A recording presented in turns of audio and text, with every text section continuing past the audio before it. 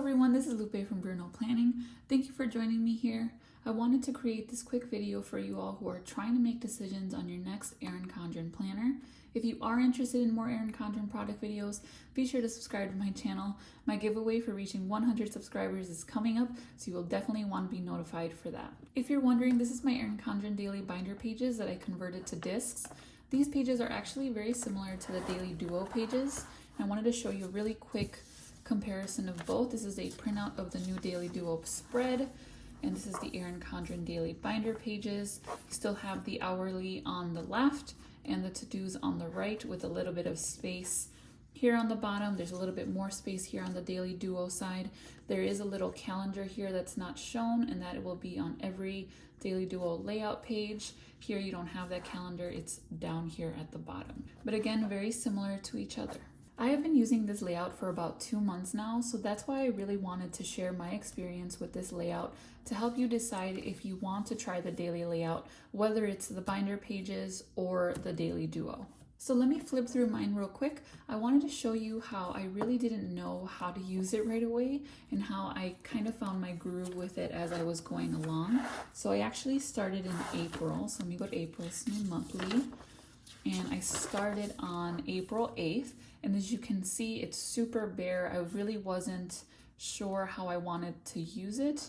And so you'll see that progress as we go along. So very bare, some of my assignments, some of my to-dos, nothing really here, nothing on the weekend, very plain. I was trying to figure out really how I wanted the hourly to look. Did I want to write everything twice? Did I want to plan everything like my lunch and dinner? Here I wrote lunch, but my lunch stays around the same time. So I was really just trying to make the best use of this hourly section. So you'll see that I'll write more as I go along, because I feel like if I was planning my day more and making sure I use the hourly, it was just helping me be a little bit more productive than the beginning where I was just not really writing too much and it was very general. So I started using more stickers as well, started planning the meals as well there. Oof, this is my Erin Condren launch shopping list. It's a little large there. Okay, so here's where I really started to find my groove. I started using my stamps that I already had, and it really helped me just organize my thoughts and keep everything looking pretty simple and to the point.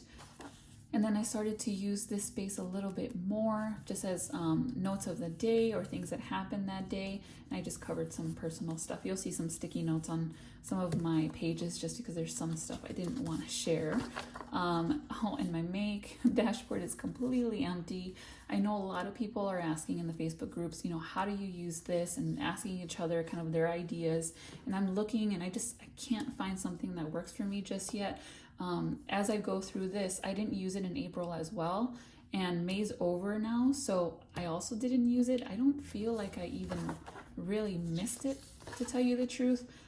So I'm just, going day by day, and I'll eventually sit down and see if there's some way that I can use it that benefits me.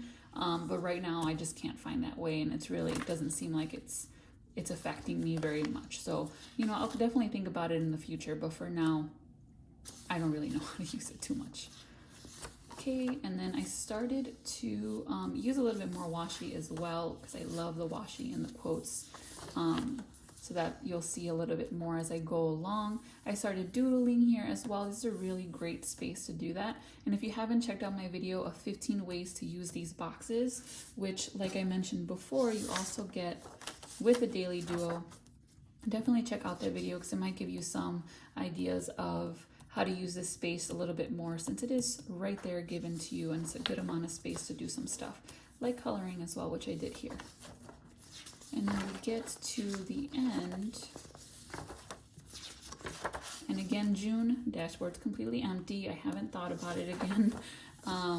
Filled out some stuff for this month, and then we're here at the 1st of June. So I really needed this layout with staying at home, and now being home for the summer. I'm a teacher, by the way, and I thrive on having my entire day planned from start to finish, from hour to hour. I really didn't know how much of the day I was wasting until I got this planner. So that's why you saw in the beginning I didn't really write anything and I wasn't really doing much during the day. But as soon as I found my flow and was able to plan everything out hour by hour, I was able to be a little bit more productive. So right now this is really working for me. So the overall question is, will this layout work for you? And so let's start with the first question, and an important one. Will this be a personal planner, a work planner, or a combination of both?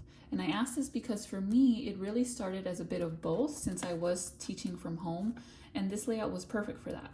But when I go back to school, I may like to keep them separate, and I don't know that a daily will work for me at school. So I want you to have your answer of personal, work, or both in mind as we go through the other questions, because they will inform your other answers.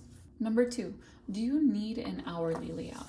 This is so important because the hourly section is the majority of the layout, whether it's the Daily Binder pages or the Daily Duo, and actually more so the Daily Duo because you get the the half hour marks as well, whereas over here you didn't. And the hourly was actually a little bit smaller than it will be because of that in the Daily Duo. So are you the type of person that needs that structure like me, or is maybe a morning, afternoon, evening better like the vertical? So morning, afternoon, evening, right? You don't have a lot of space to write here for each day. Or have you really come to love the horizontal layout and can't see yourself using a different, almost vertical layout? And you have to have your answer here, because if you change your mind about hourly, whiting out the times or using washi every day to cover the times, at least for me, would be a huge pain and time not well spent. So that brings me to the third question. How much do you plan on a daily basis? If this is a personal planner and you work from 9 to 5, do you need all of this space? If it is a work planner, do you have a lot of meetings and to-dos that you would like to keep in this daily format versus, let's say, a monthly calendar and maybe a to-do notebook? Right now during the summer, I need all of this space on a daily basis so that I can be productive all day. During the school year, my daily schedule pretty much stays the same. You know, I have first period, second period, third period, so on, and I really only need the to-do section on a daily basis. But I'm also going to be opening a sticker shop soon, which, side note, is so exciting, and I can't wait to share details, but I can't say very much. So I might need this daily, even when we start school, to track the shop as well. So you really have to think about the space you need for planning on a daily basis, because you get a lot of space here. Number 4 is also an important one. Will you miss the weekly view? Now, I am very much missing the weekly view, so I actually created these notebook pages out of the Erin Condren binder pages as my weekly view just until July, when I can start using my my vertical pages as well, and I'll be punching these to insert into my discs. And I use this because I like to see the meals for the week, and I plan ahead my cleaning and my designing schedule. Then I like to take those plans and insert them into the daily hour by hour.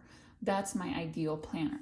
And you can definitely recoil and coil dailies and weeklies together or convert to discs like me, but that means you are buying 2 planners, right? I have my daily and I have my vertical instead of just one, which is not cheap. So are you going to miss the weekly view if you don't want to buy 2 planners or create a DIY planner?